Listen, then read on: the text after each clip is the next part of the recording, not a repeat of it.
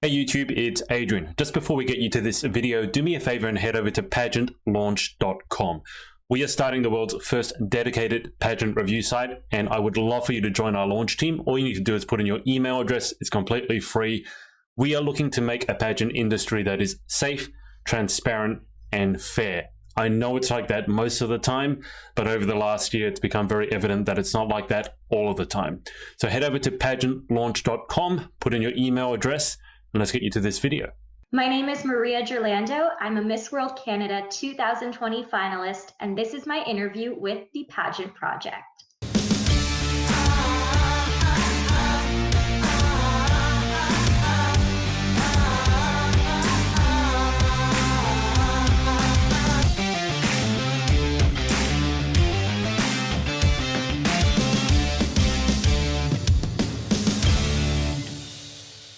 Hey everyone, it's Adrian from the Pageant Project. Good morning, good afternoon, or good evening, wherever you're tuning in from. My special guest for today is Maria Giorlando, who's a Miss World Canada 2020 finalist. Maria, welcome to the show. Thank you so much. It's really cool hearing that intro, and then I'm after it, so I have like chills almost. Good chills, I hope, not creepy chills. Chills. Maria, why don't we start with where you're coming from? Of course, I'm from Ontario, Canada. I'm actually at the most southern border of Ontario, Canada, across from Detroit, Michigan. So are you close to the United States border? Yes, I can pretty much see Detroit from my window, my bedroom window. Oh, wow. Okay. So Yeah. just as someone who has no experience with this, how easy is it for you to go over that border? It's a 15-minute drive, a $5 toll, and you're in a new country. You're in America. Of course, right now it's not that easy. They do have the borders closed down just due to the pandemic restrictions. But other than that, it's happy traveling. Okay. Do you spend much time in America at all, given how close you are to it? Yeah, and there's oftentimes a lot of nearby malls, conventions, and things like that. It makes it very convenient for travel, leisure, meeting up with friends on the other side. Okay. We've got a couple of familiar faces tuning in. This lovely young lady here, Matea, being the fashionable one, tuning in on YouTube, which you guys can do. We've only been doing that for probably about 2 weeks. So if someone's watching on YouTube, so Matea, hello, Matea. And Amber Jewson, who is over in the Netherlands, I believe, Hi. Maria, That's correct. and she's also put the jinx on you here. Fingers crossed, hoping, praying. Fingers crossed. So, Maria, why don't we start with the easy question, although for some people it's the hard question because they have to remember so much. Your pageant history. How did you get involved with pageantry to begin with? And what has your journey been so far to lead you up to the point now where you are a Miss World Canada 2020 finalist? Yes, this is my favorite story to share, honestly. It started approximately 4 years ago, almost 4.5 years ago now.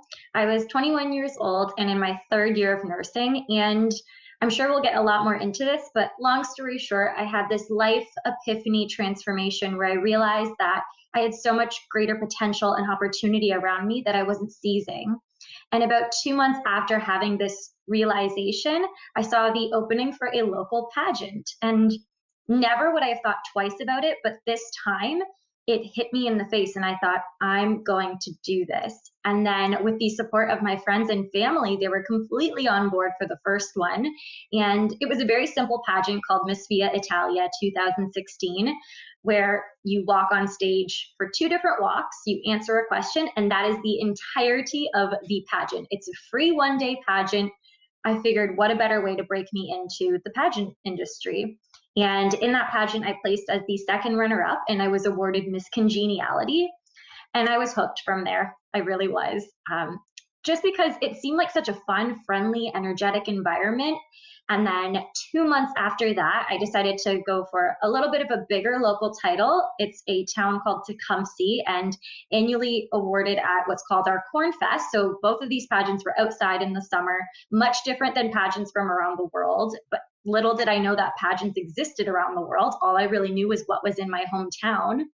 And was dedicated, again, energized, loved the experience, got to know a little bit more about community involvement through competing for Miss Tecumseh. And 2 months after my very first pageant, the Miss Via Italia pageant, I won the title of Miss Tecumseh along with Miss Interview and Miss Photogenic. So I realized maybe I'm good at this. Like maybe I have something to offer, and maybe there's something in me that, is meant to be doing this. If all of a sudden within 6 months, I was all of a sudden a leader, a title holder in my community. I don't know if it happens that quickly for everybody, but it was surreal. And that was just 6 months in. And then with Miss Tecumseh, you get to do a year of activities and fundraisers. I traveled across our community, I spoke at schools, and I also raised about $4,000 for the Sick Kids Hospital. And then, of course, once that last month of being a title holder comes around, you start to think, okay, what's next? What else do I have to do? And where's my journey going to take me? And it took me to a pageant called Miss Canada, which is a personality-based pageant. I often compare it to Miss America in a very non-comparable way, but it's very similar to Miss America in the sense that they're very philanthropy-based. So I decided to enter into Miss Canada. And 6 months after passing on my title of Miss Tecumseh, I was crowned Miss Canada 2018 in Montreal, Quebec. So pretty much signed up for a pageant, won a couple months later, and then a year and a half later, I was a national title holder, traveling across Canada, representing an organization, speaking and working with nonprofit organizations as well. And really just changed my entire life. At this point, I was a registered nurse. I was working at a couple of nursing jobs, but I definitely got to dive a lot deeper into community work, community service, and public speaking, just because that's kind of almost something that you're expected to do as a title holder. Everyone thinks that we have these secrets and they want to know what they are. So you're given a mic and asked to go on stage, and whatever you're able to share and impart wisdom on your audience, that's what you do. And that's exactly what I did throughout my year. That then took me to 2 international pageants. One that I'd mentioned to you where I met a few Australian girls, which I know that you know pretty well, Gemma White, Brooke and Gemma were the winner and the first runner-up. I was the third or the second runner-up at Miss Continents 2018 in Las Vegas. Okay. Yeah, so we got really close, and they're both amazing women. But my first international pageant, again, a top 3 placement. Incredible for a young girl who was working as a nurse, didn't really expect to go into pageants, and found myself still being quite successful. And then just last November, I ventured to the Philippines, I would say #1 country for pageantry in the world, and I competed for Miss Face of Beauty, which promotes, their platform is I Am Me, and it's all about women, empowering women through our differences and through our platforms, which is very similar to some pageants, I would say. And I placed in the top 15 here. And again, amazing experience, met women around the world, incredible. But my heart and my soul kept telling me, okay, well, what's next?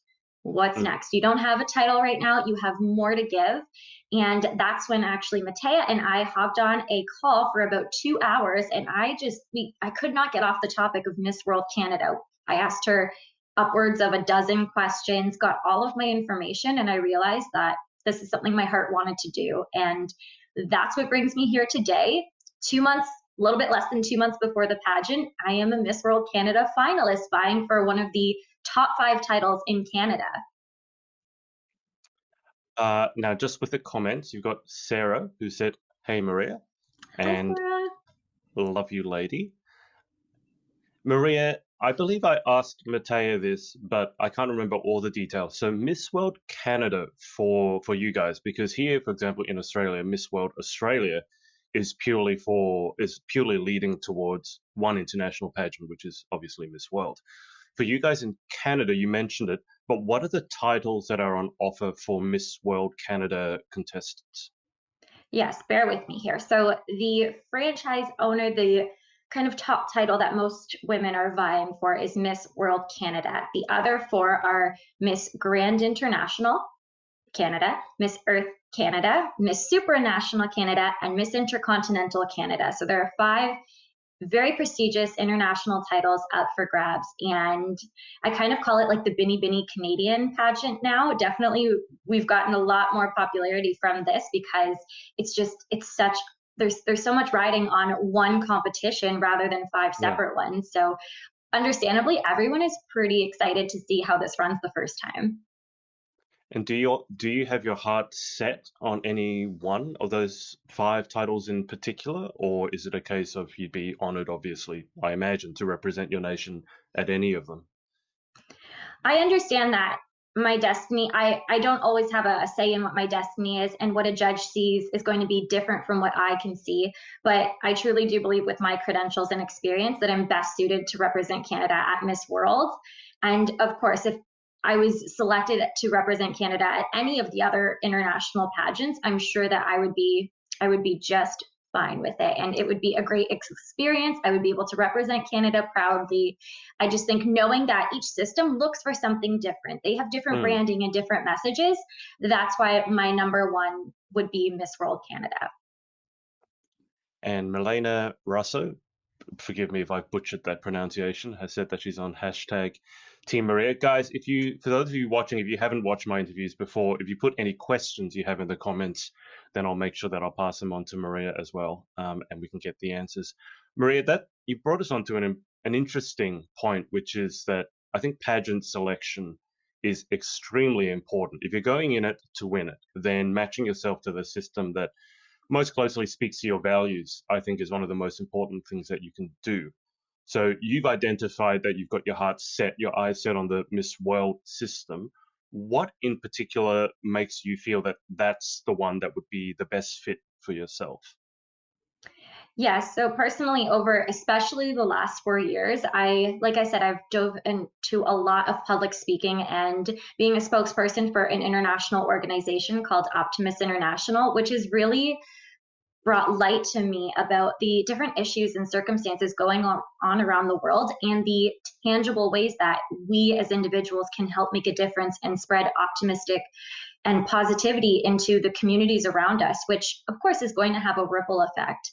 But bringing this back, that's exactly what Miss World focuses on. It's how can we, in one day with one action, create a ripple effect of change in our communities to affect larger global political issues that are happening at scale.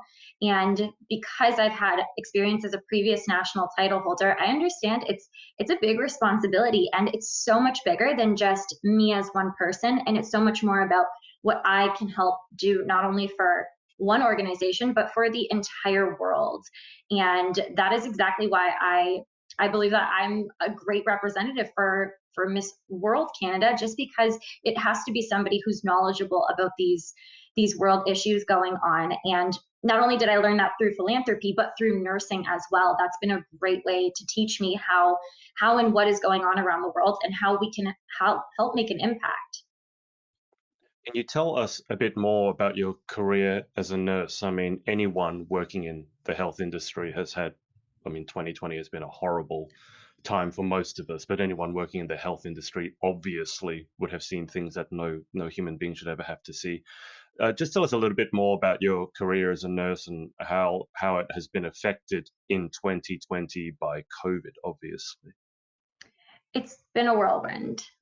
And just like you said, there are things that I never thought I would have experienced. I thought the term pandemic meant a pandemic around the world, but just never my community, never my Yeah. nursing facility. And when I chose to go into nursing at 17, 18 years old, it was because I had an aunt that inspired me because she was a nurse.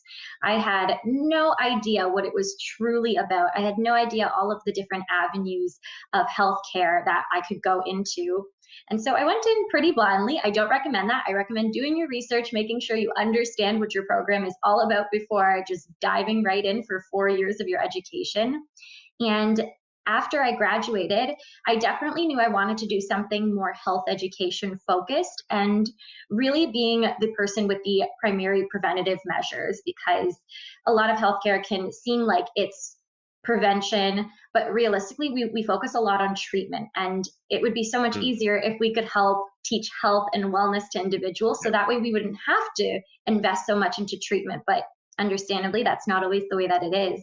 And I've worked as a mental health care professional in a children's pediatric facility for a few months, but the duration of my nursing career has been in a long-term care home.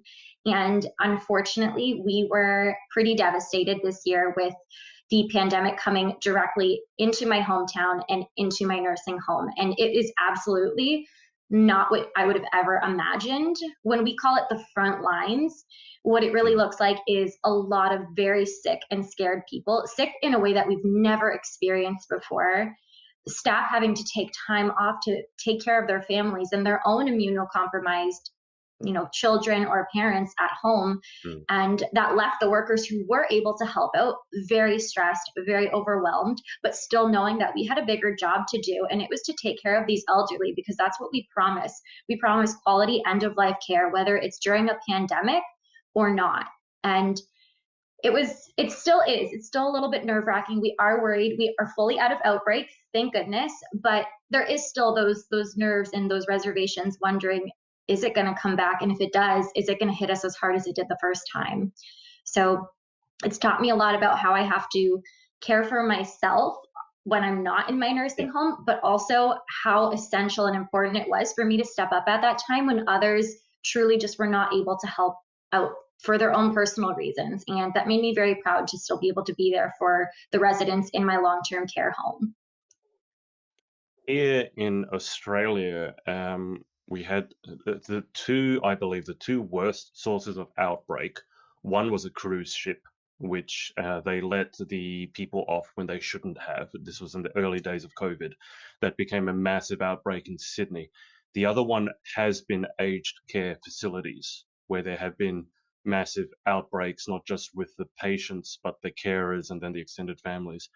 Just out of interest, for those people who say, and there are a few of them who say that corona is just the flu, or people who say that you don't have to wear a mask, that it's all kind of made up.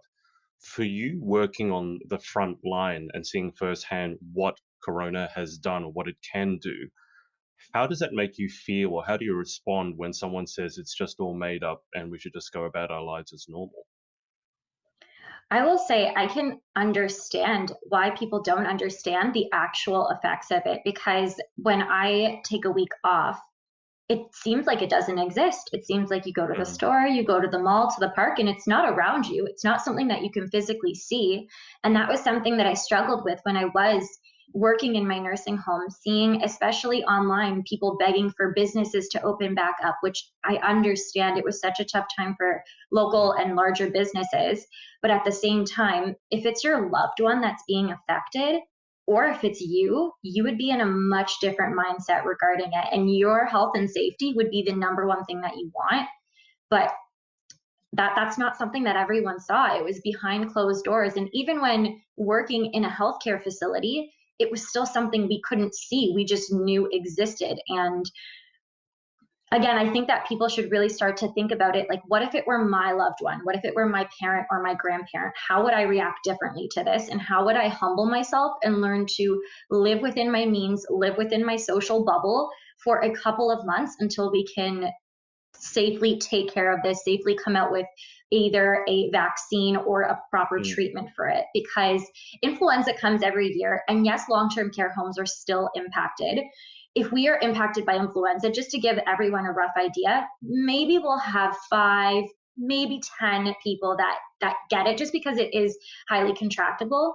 In my nursing home, we had 70 people, and this is not Wow. private news. Like, this is publicly recorded on Mm. our health unit, but we had half of our nursing home, the elderly, and Wow. several staff get infected because of COVID. It is like wildfire being spread. You don't realize how quickly and easily it is to contract it. And that's why prevention is the key. And that comes through wearing a mask, social distancing, and hand hygiene. Can you give the people watching some idea of the impact, the mental health impact it has, it had, and it continues to have on yourself and how you've dealt with that? Because, as you mentioned, some people may not have seen firsthand the impacts of COVID, so they can maybe pretend that it doesn't exist. But for you, dealing with that, you've already said it's 7 times more contagious than the flu, which a lot of these people compare it to. how do you take care of your own mental health and your sanity and continue to be positive when you're literally putting your life, without exaggeration, putting your life on the line pretty much any time you go into work? I was really grateful that personally, my long-term care home actually invested in the employees taking not just breaks, but therapeutic breaks. We set up an entire room dedicated to relaxation, and it was almost like a spa type vibe with a running waterfall and an oil diffuser. And this is just one way of being able to kind of take care of yourself when it's been a long, stressful day. Not only that, taking those short breaks while you're at work. When I come home, I am grateful for everything around me, because you cannot feel gratitude and either, isolation, resentment in the same moment. So it was just Mm. reminding me that my grandparents are healthy. I'm providing the best quality of care to the residents at my long term care home, whether it's end of life care or prevention care. And knowing that it's not just on my shoulders. I think that was one thing that I struggled with for a little bit, feeling like I had to be there every day, working double shifts, working a day shift, sleeping for a couple hours, going back for midnights. But it's not just on me. It can't just Mm. be, because when I break, then I'm no good to help anybody. So it's really important to take breaks often, therapeutic breaks, turn off your cell phone, relax, and think about your thoughts and your feelings, what you're going through. Express gratitude every day to those around you. And again, I already forget my third point, I feel like, but the whole idea is to make sure that you are actively taking care of yourself and not allowing the stress to feel like it's just a one person job carrying the torch. It's a responsibility of all of us to help take care of the mental health side effects. And we know from the social isolation how much mental health and suicide rates have increased. So this Yeah. just means that we have a greater need for self-care and wellness practices and projects in our communities and in our daily lives. And just final question on COVID. What is the current situation in your hometown and in Canada in general, I guess, with what people should be doing? So here in Australia, for example, in Melbourne, they actually have a curfew. They're not allowed outside after 9 p.m. and before 5 a.m., which we never thought would happen in Australia. But in Sydney, it's much more under control. And obviously in America, the United States, it very much depends on what state you're talking about. In Canada and your hometown, what's the current state of lockdown? So, because I'm from Ontario, and on Ontario, we have a lot of larger cities, including Toronto, Ontario, a big area for tourism and travel. Ottawa, our capital, we have a very highly populated province. And unfortunately, in the last couple of days to weeks, our cases have gone up. And we've literally just a couple of hours ago got notice that social gatherings are now being brought down to 10 in an indoor space and 25 in Wow. an outdoor space, which is concerning, not just because the pageant is in a couple of months, and what does this mean for that? But again, it just means that the risk is so much higher for contracting in a public area. And are people going to continue wearing masks? We do have mask mandates out, but there's already been protests and a lot of rejection and tension regarding this. So our government, the Canadian government, is very serious in taking it to the highest level, understanding that if our cases stay high, we Mm. can't go into a winter with cases being this high. It is only Yeah. going to exponentially grow. So they're really trying to backtrack, bring down the cases by limiting social gatherings, and hopefully when winter does come, we are able to be in a safer place for larger public gatherings as well. But that's how that's going. How cold is winter where you're at compared to Matea saying that, you can go outside and you can just throw maple syrup in the snow and it becomes toffee? Are you as bad as her, or are you somewhat more humane? No, I've been to where Matea's from, and it is quite cold in the winter. If we're talking -30 in Calgary, Edmonton, Calgary area, Windsor, Ontario, we some days we get polar vortex, -15 to -20. On average, we stay to about -5 to -10 degrees Celsius. people understand Celsius, but it's cold. To me, cold is cold. Once you go below zero, it's all freezing. Give me a parka, a scarf, gloves, because I don't tolerate the cold well. It's not really weather for a bikini section, is it? Polar vortex. That sounds horrific. What's a polar vortex? This was a term I only heard about 4 or 5 years ago, and it's when you go outside, the air is so cold that it just hurts the skin on your face. It's not even like a wind chill, it's just a feeling that it is that cold that if you don't have like every inch of you head to toe covered, you are at significant potential for getting like frostbite. That is how serious it is. So that's stay indoors weather. That must be when I think I told Mateo this when I was in Milwaukee, Wisconsin. I don't know where that is relative to you, but it was minus 20. Put it this way, it was cold enough that the guy that I was working there for boiled a kettle and told me to throw the boiling water up in the air, and it came down frozen as It snow. evaporates.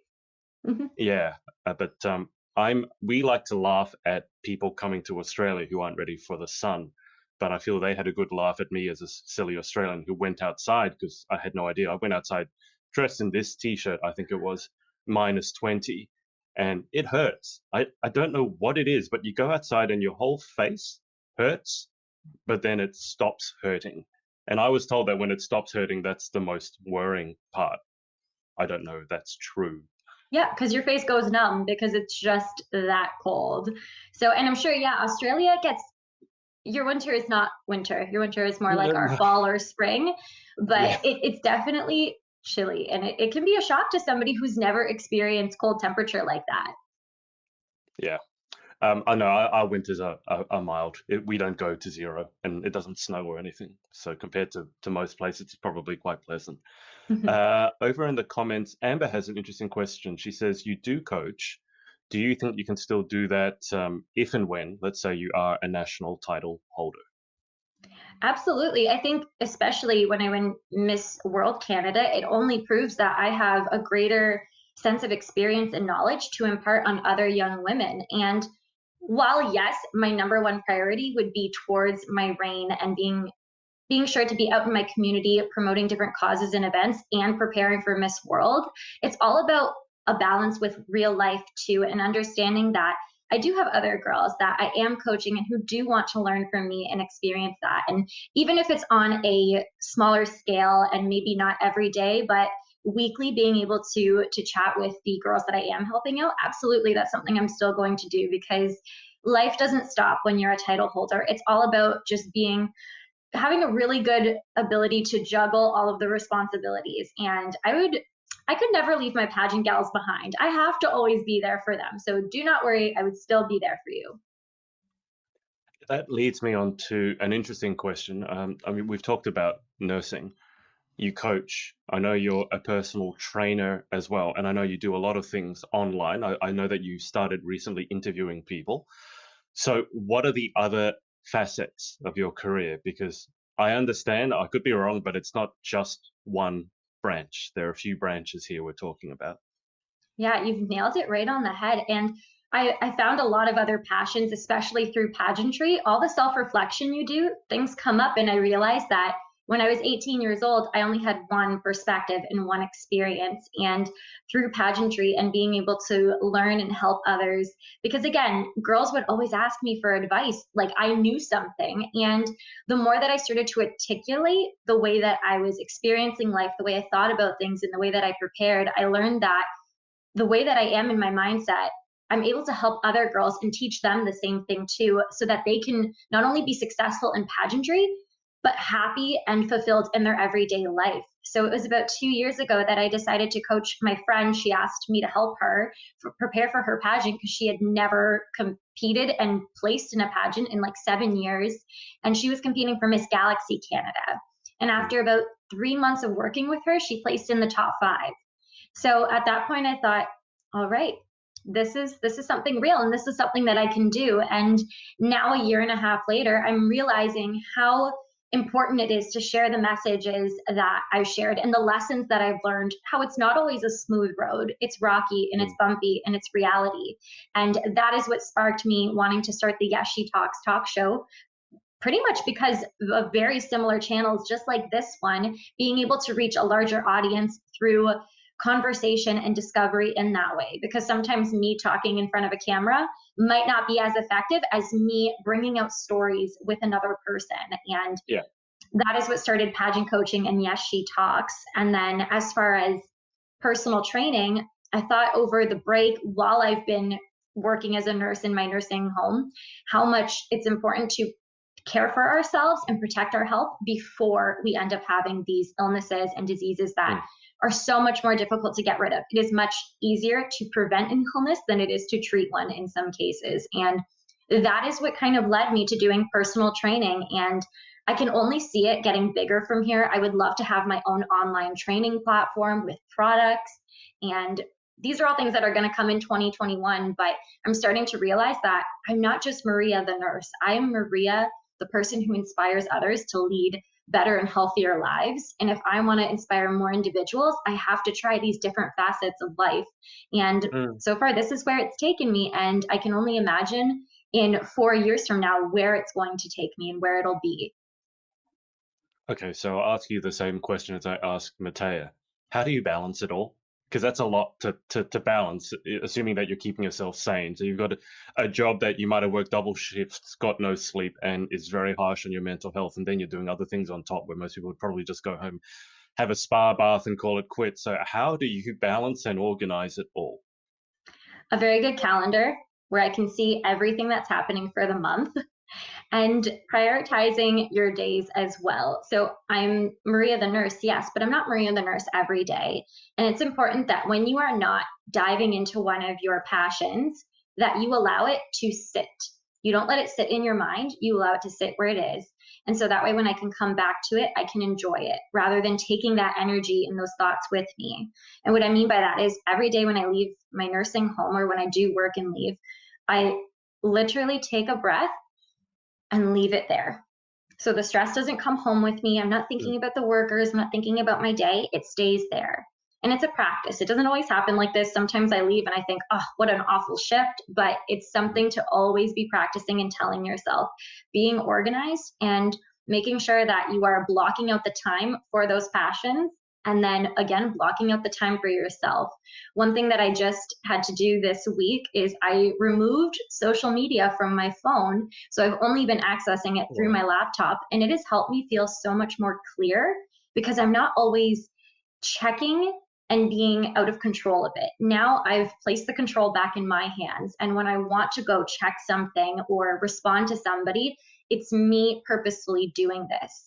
So not only are being organized and being able to time block are they really important, but it's being very intentional with your energy and with your attention and where you give that energy and attention to and when, because you don't always need to be at everybody's beck and call immediately when they message you. You can take an hour to respond to them. They will be okay. If they really need me, they will call me. That's my rule of thumb.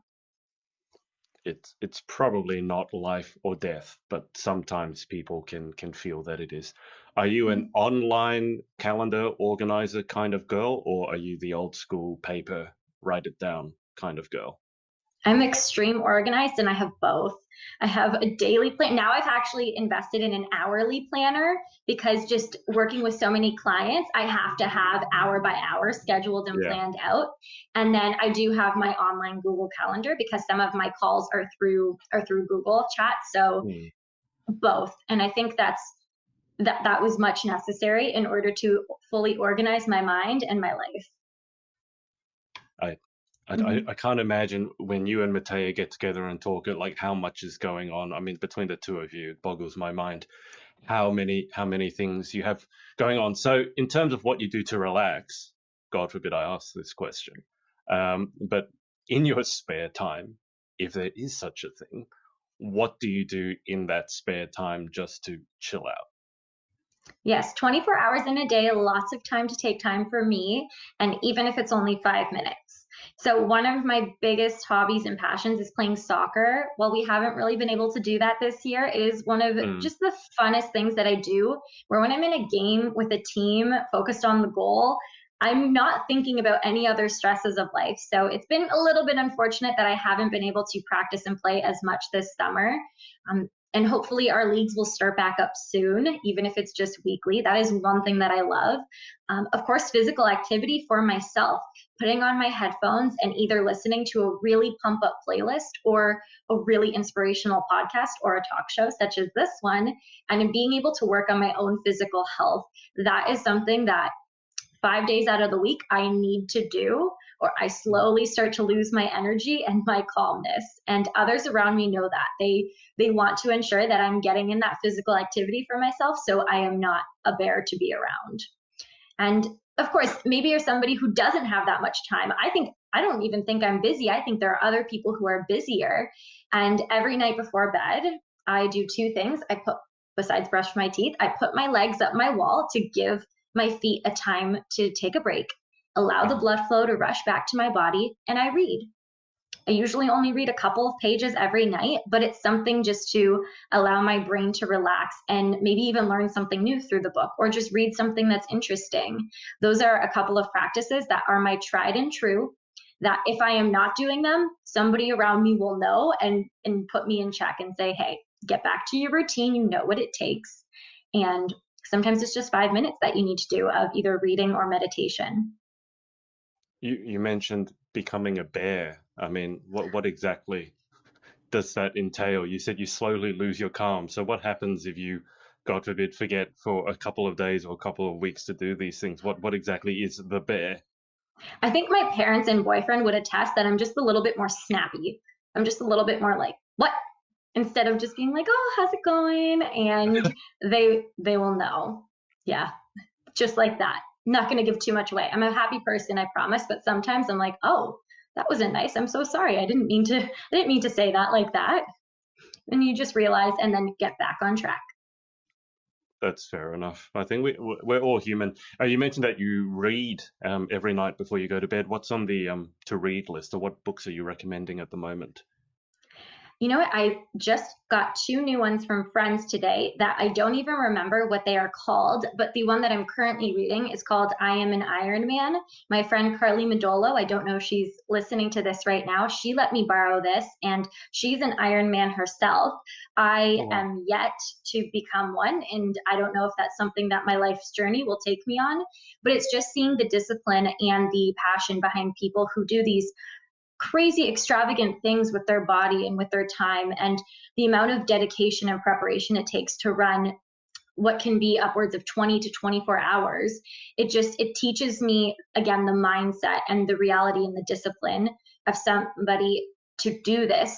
And even if I can push myself even 5% harder in my daily life towards my goals, that's why I like reading books like this. Even though my goal isn't to run an Ironman or perform in an Ironman, it just gives me that same motivation to just push and work a little bit harder. Because if these people can, swim countless miles, bike hundreds and hundreds of miles, and run marathons on end, then I can push myself just 5% harder towards my goals. Just can you remind me what an Ironman exactly is? Is it similar to a triathlon? It's got the three events, but I Yeah. think from memory, basically it's you run a marathon. That's kind of just the running section, and then obviously you've got an extremely strenuous swim and bike. Am I on the right path? Is that what it is? Yeah, the swim is first, then it's the bike, then it's the run. I don't know how long the total distance is, but it's a lot. It's a lot. And you're right, it's a marathon at the end. My friend actually convinced me to do a half marathon with her last year, which I had a blast doing, but I think that's where I cap it out. I did the half marathon. I'm happy with that. Maybe I'll run a marathon. Maybe I'll do that when I'm in my 30s, but I think I've had my fun with it for right now. Are you a cardio person or a weights person? Weights. Yeah. Mm-hmm. I love being able to do a little bit of cardio if I'm stressed.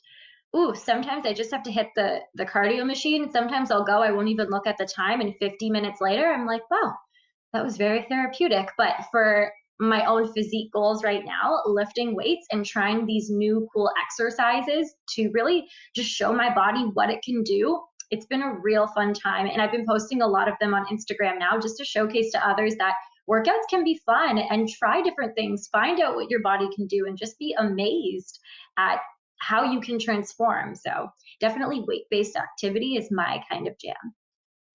You've been posting a lot on TikTok as well, haven't you? I have a little bit of a following on TikTok. I was going to say, you've blown up on TikTok a fair bit. Yeah, I don't think many of them are from Canada or like the US or Australia. A lot of they're from around the world really, but it started when I started posting my pageant walks because I would film my runway walks as a way to reflect on what I can be improving on.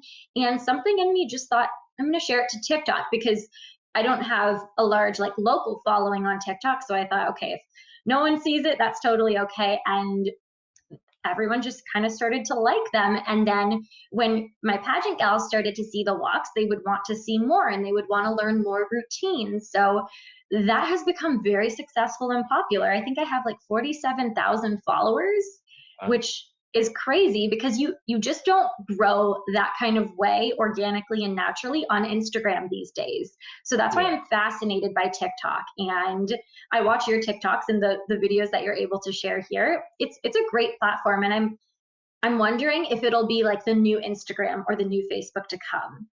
I'm not sure. It's an interesting question. I mean, obviously America is not really loving TikTok right now. President Trump wants to completely kill it. I think it might have been in the news the other day that someone bought TikTok America. I'm not sure, but I mean, if you had to guess, do you think TikTok is here to stay? Or do you think because of the certain troubles it's had, it's going to die out and slowly people will forget about it?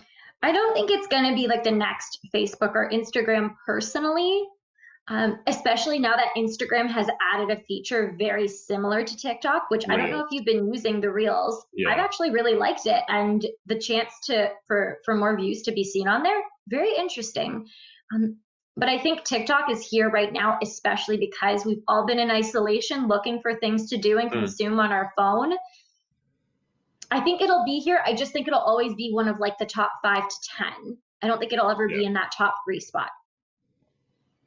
As someone who's obviously been a national title holder and represented Canada internationally, in terms of social media, how much time do you spend on it? I mean, you obviously just said you took it off your phone, and I can understand that. I've done something similar myself in the past. How much time do you think is important to spend as a title holder on social media, given that these days, anyway, social is such an important part of spreading the word and putting your message out? One thing I've noticed is that everyone's on social media. A lot of people don't post, they don't share, they don't interact, which is interesting because that's what the platform is for. And so it's not about time for me, it's more about interaction. And the way I explain it to any other future title holders or contestants is that each time you go on social media, each time you open up the app, even if it's habitually, you should be interacting with every post in some way. Because the whole idea is that if you're following these people, you want to know about their lives. You want to learn a little bit more about them or help provide value to them. So my rule of thumb is each time I'm on social media that I actually open up the app, I either have to post something, whether it be to my story or to my feed, or I have to like and comment on at least the top 5 photos that come up, because it's less about the time that you spend on there. You can spend an hour scrolling. That's not going to be very beneficial to anybody. But what's really going to get more impact and have other people reaching out to you is that interaction piece. And that's what I've really prided myself on doing the last couple of years, not just posting once or a couple times a week. I'm on social media. I'm on Instagram every single day. So I might as well be sharing about my life and having other people get to know me a little bit better, because when people know you, they can reach out to you for help and advice. And I think that's why I've grown as a pageant coach and a personal trainer, because I put those things out there. I tell others, I know about these things. Come to me if you have questions. I can't help anybody if I don't show them what I know and if I don't show them how I can help them. So for my title holders out there, or for my contestants, my rule of thumb that I learned from Gary Vee is you should be posting like 10 times a day across all of your platforms. You might post the same thing on a different platform, but if somebody says that that's a problem, it's like they're on social media anyways. It's not like they don't spend that time on it. They know that they do. we just get so caught up and worried about the judgment of others that we don't actually just share who we are and what we like. So minimum 1 post a day, maximum have fun with it. And I think it's important, especially showing that pageantry has gone online now, that we have to have a good understanding of how to connect on social media. You mentioned Gary Gary Vaynerchuk, who's a very famous, but he's an entrepreneur, but he's very famous for hustle, and I love his message. I've always wondered what sort of crossover he would have with pageantry, given how much he curses. He's from Jersey. He does drop the F-bomb a lot, but he talks about releasing 100 pieces of content a day, which, as you said, Maria, it can be the same one repurposed for different platforms. Do you have any idea, like, where in the ballpark you are in terms of how many content pieces you're releasing across all platforms in a day? Oh, I would say, Gary Vee would not be proud of me. And mind you, it's just me on my phone, right? I don't have anyone helping me. I don't use any apps to plan out my content. It's when I'm on and I can post, I do. And on a good day, I would say probably between 10 to 20, considering stories and things like that. Now that I don't have my social media on my phone, at least for the next week, it's probably going to look like 3 a day. And again, that's stories, posts, sharing, just to keep people updated and different things like that. But I would prefer to be posting at least 10 times a day about my life, what I eat. It takes 2 seconds. If you don't think about it and you just share it, you could have 10 done in the next 5 minutes. Yeah. And I think that's a great idea for more pageant girls to get into, is to post more often and worry less about how it looks and spend less time editing the caption and editing the photo, trying to make it look perfect. Maria, in terms of Miss World Canada, what's the schedule like? So what's your next competition or video recording? Who knows what it is like with COVID at the moment. What's your next duty or event with Miss World Canada? Right now, we just had the virtual Miss Earth Canada pageant occur, and a lot of time has been spent towards that. So I assume we're going to get a lot more information about Miss World Canada in the next few weeks. Currently, the 2 biggest facets of competition I'm focusing on are the fundraising portion for the Children's Wish and Make-A-Wish Canada Foundation, and the online blogging portion. We have this online blogging portal that all of the contestants are able to post about, a little bit about them, about their preparation, their community work, so that friends and family can be able to read and watch along. Those are 2 components that are leading up to the competition, aside from, practicing your walks and interviews. And we're scheduled to be there from November 1st to the 7th, and I'm open to whatever comes next, that's for sure. But right now it's about fundraising and posting on the blog. Right now I'm actually going to be hosting my own virtual pageant fundraiser called Miss Queen of the Screen. I thought, what a great time to take advantage of the trend that's going on. And let's be real, I just loved the name. When the name came to me, I had to do it. So I have 20 young women competing for Miss Queen of the Screen, which will be scheduled and done on October 3rd. Right. Okay. So fingers crossed, at least for the Miss World Canada system, that everything can go ahead. Because as nice as it's been to see the pageants being able to go virtual successfully, I think a lot of us miss being there in person and the adrenaline that comes with being on stage and performing in front of your audience, your friends and family. Maria, just before we go to the final 10, shout outs, thank yous to anyone for supporting you along your journey, pageant or otherwise. I would be so guilty if I did not say my mom. And I know that that's a common answer that women give, but she is truly my rock beyond belief. She is the one that I haven't mentioned, and I should. Like, when I'm having those down days, it's her that's reminding me to take care of myself. When I have a stress day and I can't think of ideas for fundraisers or interview questions, the next morning she's written out a whole list of things for me to think about and to remind myself about. So truly, Mama Bear, Mama G, has been undeniably a force to be reckoned with in the pageant world behind the scenes. her. I have several coaches and trainers who have been helping prepare me and really just develop me as a woman in the pageant community and in my own personal life. So shout out to Sobi, Angel, Kristen, and Sean. They have been all fantastic workers in my life. Oh my goodness. Matea, of course, we've mentioned her a couple times for her undeniable help towards me and her support. When me and Matea get on a call, we are on the phone for at least an hour together, just because, like you said, we have so much to talk about that we have going on. So Matea and any of my other girlfriends that are there, my boyfriend Carlos, no one quite tells the boyfriend what to be in for once their girlfriend enters into pageantry. And I would like to think he's handled the stresses, the associated stress, pretty well. So that should be an online course that you create for Pageant Boyfriend 101, what to expect, what to do, and what not to do. I should TM. I'm trademarking that and taking it right away. That's so smart. But those are just some of the people who've truly helped me along the way, and more that I probably can't think of right now. But anyone, you know who you are. Thank you again. You don't realize how much it means to me, honestly. Just quickly, what tips do you have for pageant partners? Obviously, they're mainly boyfriends, because I like to point them out at pageants and go, that's a pageant boyfriend, that's a pageant boyfriend. You can normally tell because they're all hunkering together, looking quite awkward, having no idea what to do. So what tips would you have, just quickly, for pageant boyfriends?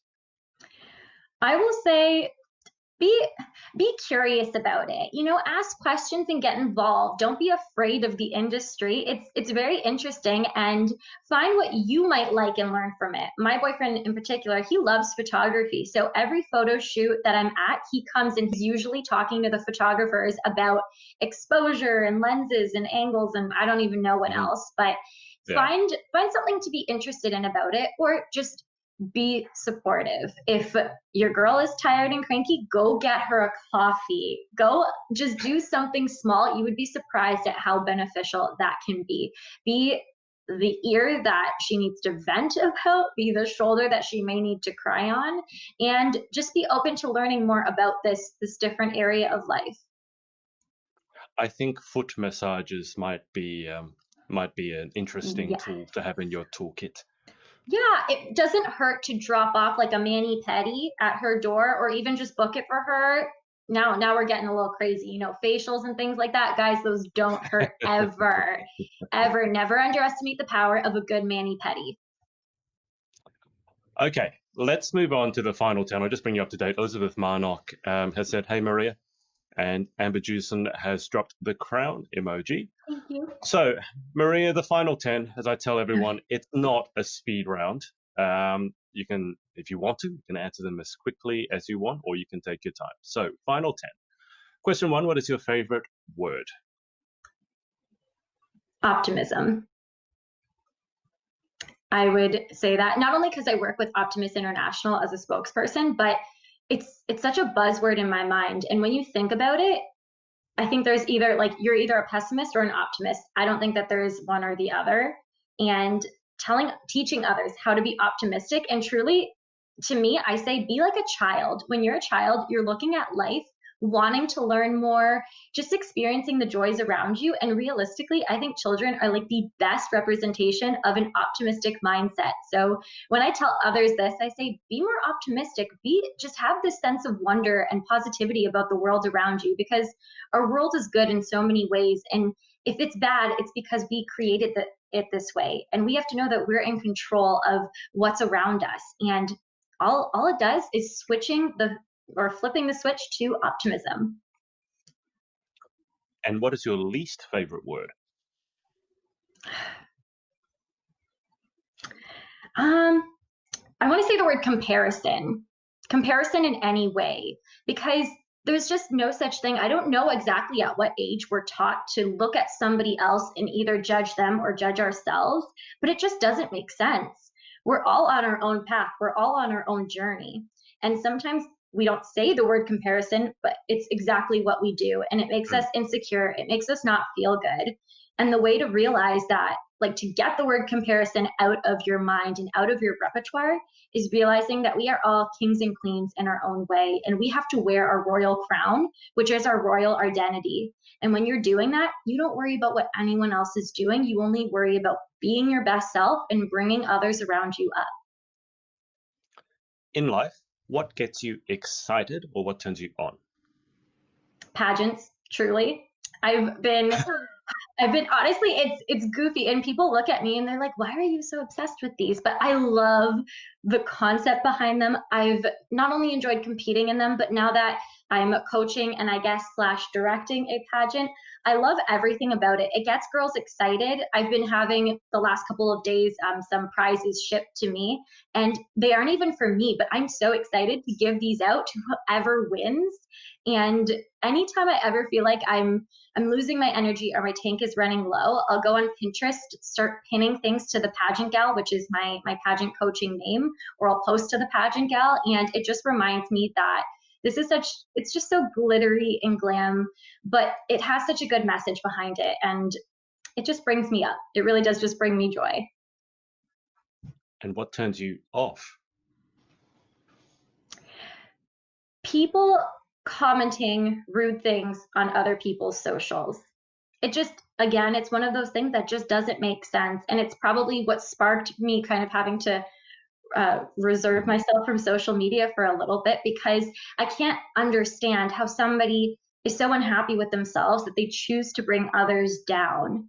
And if you go deep into the messaging that I share, that's really what I want to teach others. It's be so okay with yourself that you don't ever want other people to feel bad or down.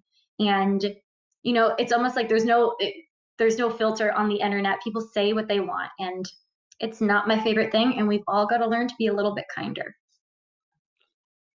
Question 5. What sound or noise do you love?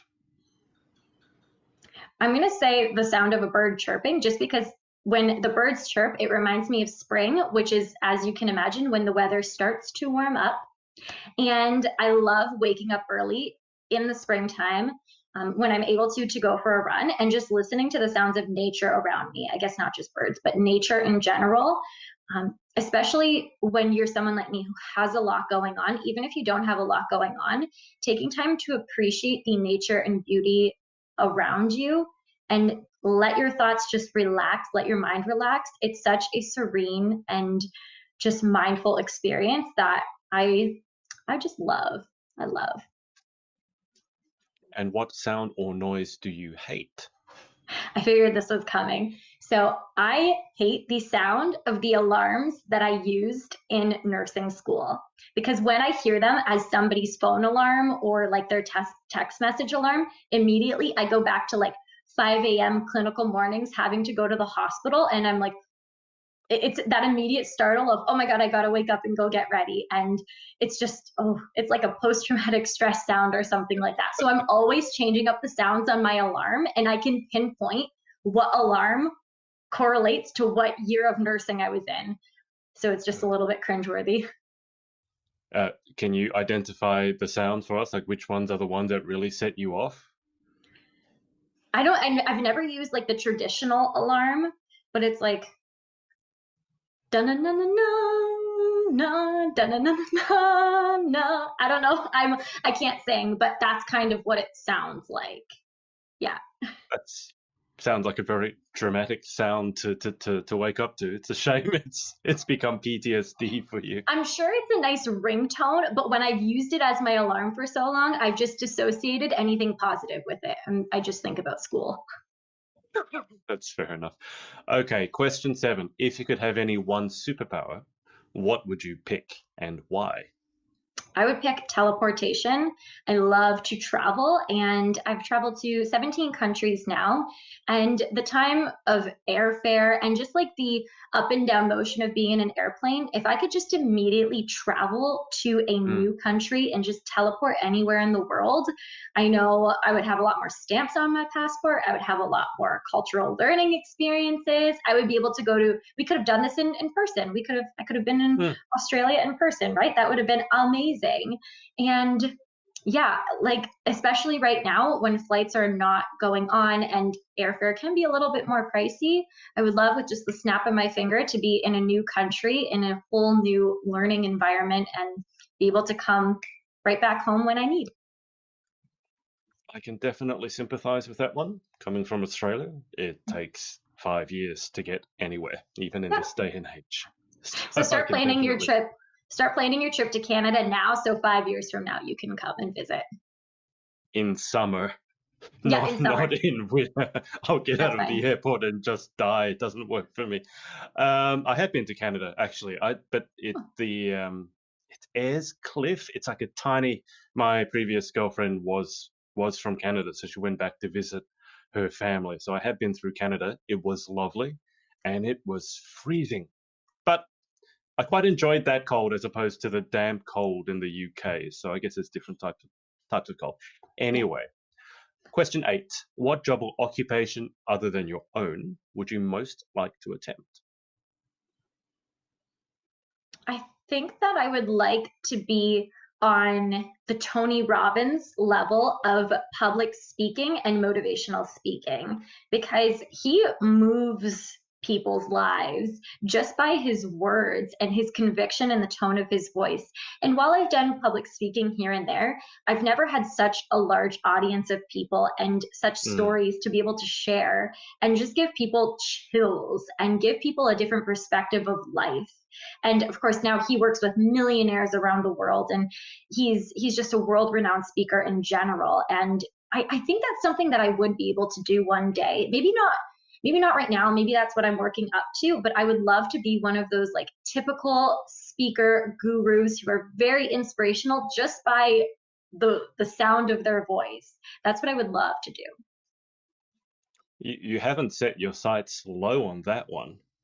I know, right? I like to say my goal is to be the female Tony Robbins, and it doesn't have to happen in the next 5 years. Maybe it'll happen in the next 50 years. Who knows? But I've got time to figure that one out. Have you been? How many of his events have you been to? I haven't been to an in person one, but even the ones that are online on Netflix or on YouTube, I've had my own realizations just by watching them. And I've met several people who've gone to his live events, and they say it is truly foundational to the person that they are today. So one day I will come for you, Tony Robbins. I will be in your audience. Again, maybe in the next 5 years. I'll do that. I ask because his Keystone event, the UPW Unleash Your Power Within, I think I've been to that like around 10 times now. And because one of the places he comes to is Australia. He actually had a home Mhm. not in Sydney, but on the Gold Coast for a while. And he's actually doing, I think, his UPW virtual at the moment for us Aussies. And UPW is one where you storm across fire on the Mhm. first night. And I highly, highly recommend it. I'm actually trained as one of his coaches. So it's interesting that you bring him up because I can't get enough of him. And that's actually how I first heard of Gary Vaynerchuk because Tony brought Gary into one of his business mastery events, which I've also been to. I've been to pretty much every single one of Tony's events. I've been to Date with Destiny, Life Mastery in Fiji. He's got a magnificent home in Namale. So highly recommend as a fan Amazing. and as a coach. We're going to So, chat more about this one day. You're going to impart all the wisdom on me. I would love that. well, I'll probably just say what he said, and Yeah. he said, I just pass it on because he says it pretty well, as you said. So I'm not going to try and improve on it. But happy to meet a fellow fan. Question 9: what job or occupation would you definitely not like to attempt? In the most compassionate and empathetic way possible, I could not be a personal support worker. I don't know what you would call them in Australia, but they're the people who help work in the nursing homes to do daily activities for the residents, like changing them, helping them get ready, Right. moving them. Yeah. It is a physically, emotionally, and mentally demanding job that these people do not get nearly the amount of recognition that they deserve. And it's a lot of strain on your body and on your mind, and you are physically moving and physically being the arms, legs for individuals. And Yeah. I am 5'2". We've had to take courses like this, and we did placements like this when I was in school, and it just gave me a better appreciation and understanding of the work that they do. But I praise them. It's just not something that I am meant to do. That's all. I can imagine that must be a thankless job. So hats off to them. Final question. If heaven exists, what would you like to hear God say when you arrive at the pearly gates? I would love to hear God say that I did so much more in life than he ever anticipated for me. I truly believe that whatever you believe in, at the end of your life, there is going to be some kind of person or list waiting for you to look and show you what your life should have been like. And I believe that God is going to be up there writing and thinking, oh, I didn't know she was going to do this. Oh, wow. Like, okay, I knew she was going to do this. I didn't know she was going to go to this level. And I want him to realize that his vision for me, that I was able to not only match it, but surpass it, because my ambition and my thirst for life was just so great and amazing that he is just going to be so proud that I did not just stop when I achieved one or two things, that I just kept going and had the zest for life. And that, of course, he gives me a big hug and says, great job. You left a legacy for many people to want to live by too. Sounds good. Well, Matea, that's about it. Thank you so much for your time. Maria. Oh, we love you, that Matea. too. We do. We do. We love her. Sorry, Maria. Sorry, Matea. I was telling Maria, not Matea, that it was 6 a.m. when we jumped on, which entails a 5 a.m. wake-up call. So my brain, I mean, you've seen me partaking from the Galaxy Cup of Shame, which was holding caffeine. But that was decaf, actually, now that I think about it. That's why it didn't work. You're like, I can't keep my eyes open. My brain runs on coffee, and that's, so if I don't have enough, it doesn't run. But thank you, Maria, for your time. You're very welcome. I completely understand. No, we pardon you. It's all good. I'm glad you picked it up, because some people are like, oh my God, he just called me Matea. Has he forgotten who I am? It's like, no, my brain's not with it yet. And I'll keep you on the line for just a second whilst I hang up with the audience, Maria. But thanks everyone for watching and submitting your questions, whether it's live or on the replay. And we'll be speaking to you again very soon. Hey guys, it's Adrian again. If you like this video, make sure to like and subscribe, and remember to head over to pageantlaunch.com and join the launch team for our pageant review site. All you need to do is put in your email address.